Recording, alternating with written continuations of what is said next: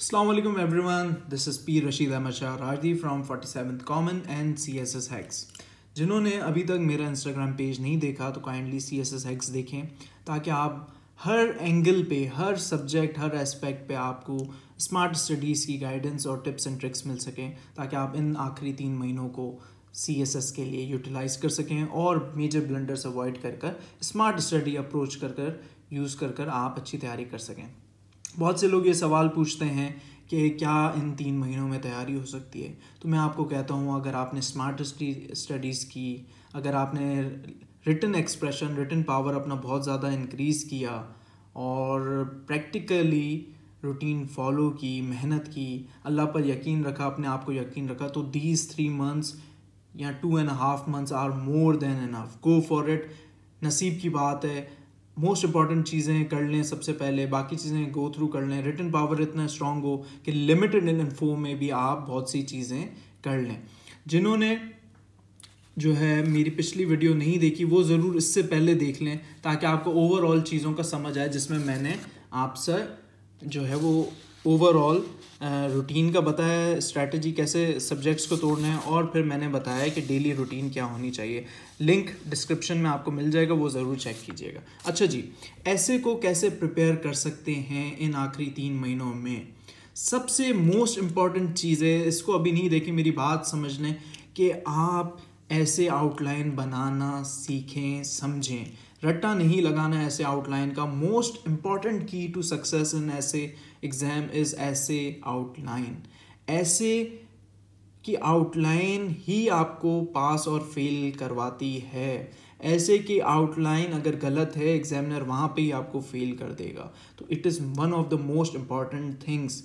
दूसरे एक मिथ मैं आपके पास तोड़ दूँ कि थीसिस स्टेटमेंट ऐसे आउटलाइन में बनाना या इंट्रोडक्शन के नीचे कुछ लिखना, it is one of the biggest blunders, at least for those who have not perfected the art of thesis statement. क्या आप थीसिस स्टेटमेंट के बगैर भी पास हो सकते हैं? बिल्कुल। मैं पास हुआ हूँ, मेरा बड़ा भाई पास हुआ है, उससे बड़ा भाई माशाल्लाह पास हुआ है, मेरी भाभियाँ पास हुई हैं, और मेरे 30 से 40 बैचमेट्स आउटलाइन में थीसिस स्टेटमेंट बनाए बगैर पास हुए हैं। तो it is very much acceptable. Extraordinary चीज़ नहीं की है, खैर है, आप पास हो सकते हैं। गलत चीज़ की आप फ़ौरन फेल हो जाएंगे। तो ज़्यादा हीरो जो ऐसे में बना वो अपने साथ जुल्म करेगा, क्योंकि ऐसा सब्जेक्ट है कि आप कहते हो कि अल्लाह ताला, खुदा का वास्ता है तेरा, प्लीज़ हमें पास कर दे। तो काइंडली ऐसे कीजिएगा, रिस्क फ्री अप्रोच रखें, simple and error free. Okay जी, बिस्मिल्लाह करते हैं। पिछली वीडियो में मैंने डेली रूटीन बताई है कैसे आप प्रिपेयर कर सकते हैं ऐसे आउटलाइन और ओवरऑल चीज़ें इन आखिरी 3 महीनों में। अच्छा जी, मैं आपको कहूँगा कि अगर मैं आपको बता दूँ इन 3 महीनों में कैसे आप 12 ऐसे थीम्स और 60 ऐसे टॉपिक्स को तकरीबन आप तैयार कर सकते हैं, तो आप कहेंगे शायद मैं झूठ बोल रहा हूँ, लेकिन मैं भी बताता हूँ कैसे। अच्छा जी, सबसे पहले ऐसे थीम्स और ऐसे टॉपिक्स में फ़र्क समझें। ऐसे थीम होता है कि मेजर थीम, जैसे women empowerment is a major theme, education is a major theme, governance is a major theme, corruption is a major theme, economy is a major theme. हाँ, women empowerment, role of education in women empowerment is a topic. Role of education in increasing in increasing the economic progress of country, it's a topic. Role of governance, good governance, to improve the living standard of people, it's a topic. तो आई hopefully आपको theme और topic में समझ आ गया हो। मज़ीद अभी भी नहीं समझ आया तो आगे समझ आ जाएगा।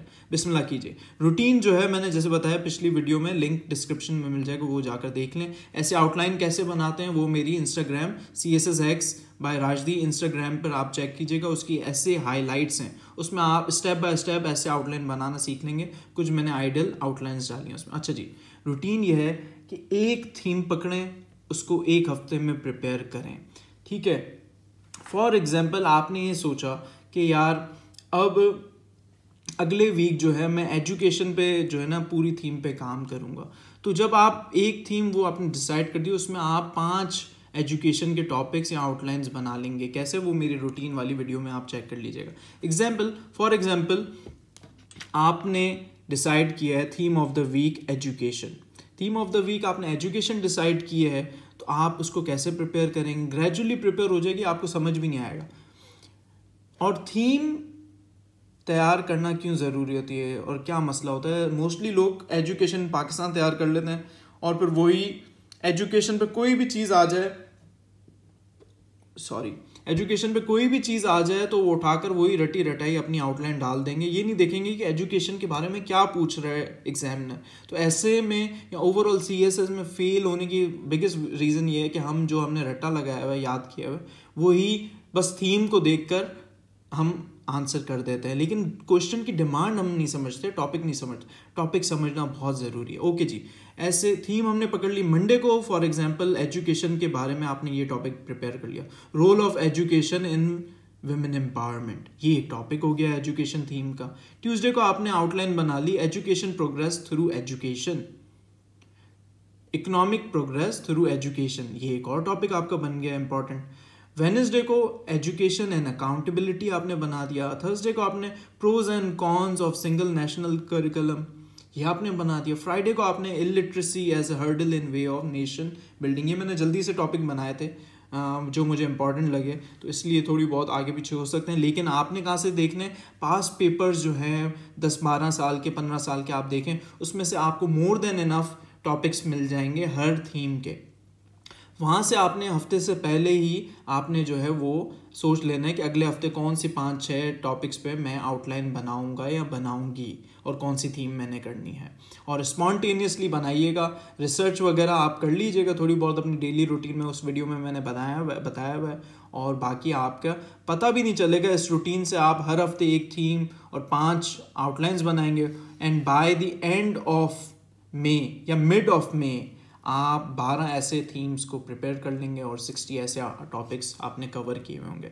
जैसे एग्जाम में आएगा आप फ़ौरन उस पर बना देंगे, वरना आपकी प्रैक्टिस इतनी अच्छी हो गई होगी क्योंकि आप डेली आउटलाइन बना रहे होंगे कि कोई नई चीज़ भी आ गई तो स्पॉन्टेनियसली आप वहाँ पे एक नई चीज़ प्रोड्यूस कर लेंगे जो असल में सही तरीका है करने का। अच्छा जी, ये तो हो गई बात मंडे टू फ्राइडे क्या चलना है। इसके सिवा क्या है, सैटरडे को आपने ऐसे रिसर्च, जैसे मैंने अपनी उसमें स्ट्रैटेजी में बताया, ऐसे रिसर्च क्या है, अगले हफ्ते जो आप चीज़ करने वाले हैं या अगले हफ्ते छोड़ें, जो आप संडे को फुल ऐसे अटेम्प्ट करने वाले हैं उस पर थोड़ा बहुत आप रिसर्च कर लें, ठीक है, बाकी चीज़ों के साथ साथ, ठीक है। अगर आपने इन्हीं टॉपिक्स में या कोई और आपको टॉपिक अच्छा मिल गया है इसी थीम का, उसको आप संडे को अटेम्प्ट कर लें, वरना इनमें से जो आपको बेस्ट आता है वो अटेम्प्ट कर लें, थोड़ी बहुत सैटरडे को रिसर्च कर। संडे को आप फुल ऐसे अटेम्प्ट करेंगे जैसे मैंने समझाया है किसी भी एक टॉपिक पर, और टाइमर लगा कर करेंगे, थोड़ी टाइम मैनेजमेंट भी आ जाएगी, प्रेशर सस्टेनिंग भी आ जाएगी इंशाल्लाह। और संडे को आप क्या करेंगे